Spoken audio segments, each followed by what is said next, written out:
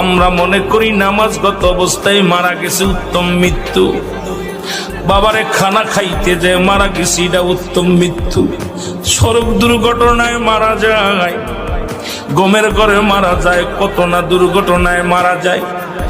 আল্লামা মুফতি আমজাদ আলী সাহেব তার কিতাবের মধ্যে লিখতে যায় বললেন, মানুষ শোনো, 70টা তাজা উটের গায়ের চামড়া জবাই না করিয়া উল্টো দিকে টান দিয়ে লবণ আর মরিচ লাগায় দিলে যতটুক যন্ত্রণা হয়,